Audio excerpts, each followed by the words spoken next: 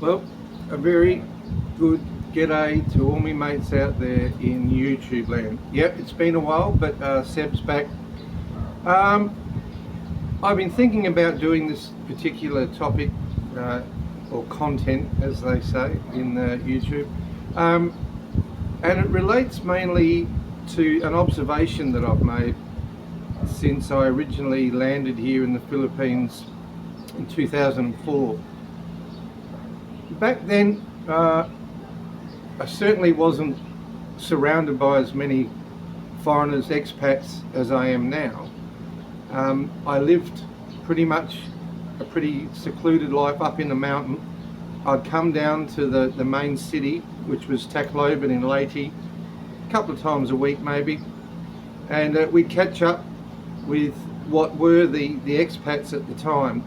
And there was only about 6 or maybe 10 at the most that we'd catch up with.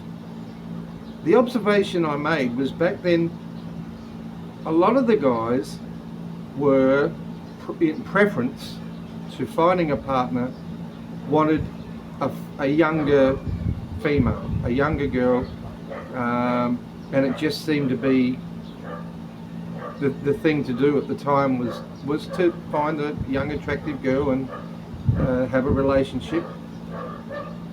Whereas now that tends to have changed. A lot of the guys that I've met over the last year or so, the majority of them are with partners at least over the age of 30, if not 40, if not 50. And that's kind of a changing trend that I've noticed. The other thing is too, this is prominently about independent Philippine women. And what's happened in the last 20 years or so is the girls have gone back at a fairly young age, maybe mid-20s, whether it be to USA or Australia or Canada, wherever, Germany, and they have worked, they've got married. The husband mainly was older than them, and what's happened is either the partner, the husband, the boyfriend, whatever, they've either divorced or he's passed away. But in that time that they've spent overseas abroad, they have built houses here, they've got cars, and they've moved back. So I've met at least 6 or 7 women now that are here, single,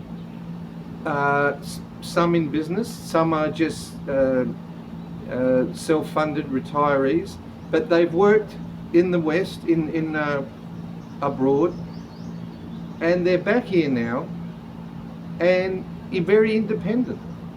You know, they've got their own house, they've got their own car, they've got air conditioning, they've got TV, they're putting their kids through college or university or whatever it is. And you just didn't see that years ago. But that 10, 15, 20 year gap that has passed so fast has made it viable, and the reality now that there is a lot of Philippine women returning from overseas that and ask, perhaps looking for another chance, another partner, or they're just content doing what they do.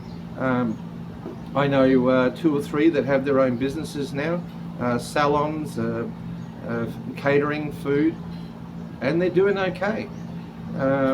So it was just an observation. Independent Philippine women from then till now is a big change to what we used to see. And good luck to them. The ones that I know are doing all okay. As I say, they're in their 40s to 50s. But the other one too, worth mentioning, is overseas workers that have been away for 10 or so years, and their commitment and their sacrifice made to their family to extend or build a house here for their family.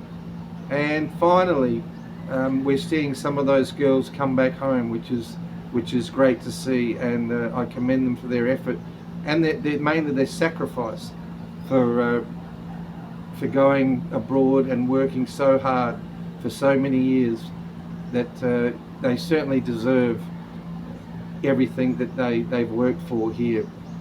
So that's pretty much it, guys. Just a short one. I will be doing a bit of a follow-up video. I'm going to get some of these girls to actually see if we can do an interview and see how they ended up back here, 20 years later, with their house and their car and their independence compared to what it was like when they first left as a young woman and returning now.